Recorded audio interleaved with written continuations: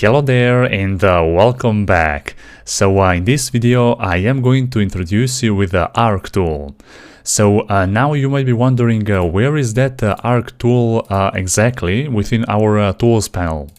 That arc tool only exists within this ellipse tool, okay? So now I'm going to choose this ellipse and I'm going to create here the perfect circle. If you want to use the arc tool, you don't have to create the perfect circle, but still I'm going to create that just to give you one good example. So I'm going to hold down the shift to create a perfect circle. There you go. I'm going to now choose here some different color. For example, maybe let's choose maybe this green color, right? There you go.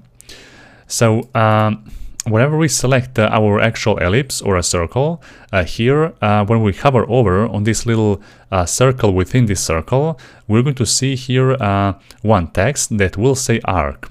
So if I press this little circle, or actually hold that and drag, you're going to see that now we will be able to use the arc within this ellipse or a circle, right? So this ellipse now will have a couple of different new properties, like this starting point, sweep angle, and the ratio. So this sweep property basically indicates how much our circle is complete. So if I here write, for example, 90%, then our circle is 90% complete.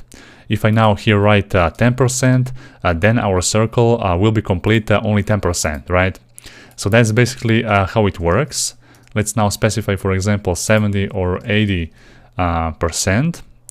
Okay, we can of course move this sweep angle just by dragging this actual circle right here, and this other circle will say start. So whenever we change or move this start angle, we will not be able to increase or decrease the actual completeness of our circle. Instead, we're going to just rotate that, right?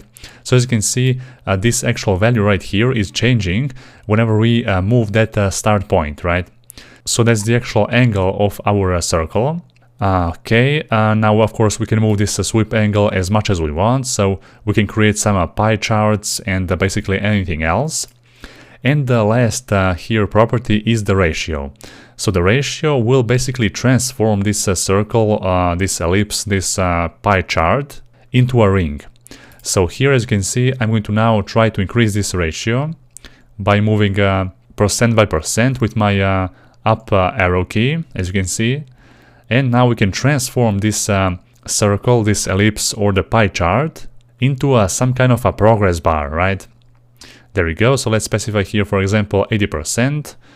Here we can specify 0 for the rotation, and completeness can be maybe 80%. There you go.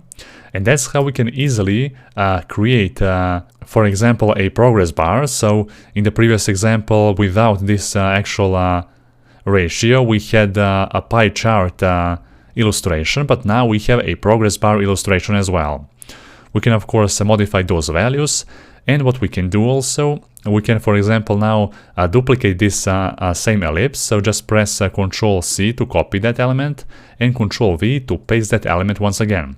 Now we can specify or actually choose this ellipse which is below this first one, and we can for example change its color to some gray color. There you go. And now we can increase its completeness to 100%. There you go. We can now change this color furthermore, and as you can see, with this we will be able to create some kind of a progress bar, right? So that's just one example, and you can experiment furthermore with this arc tool to create different kind of pie charts, progress indicators, and basically anything else that you can think of. Alright, so that's everything that I wanted to share with you about this arc tool. So this arc tool exists within the ellipse tool exactly, so be sure to use this ellipse in order to transform it into an arc. And that will be all for this video.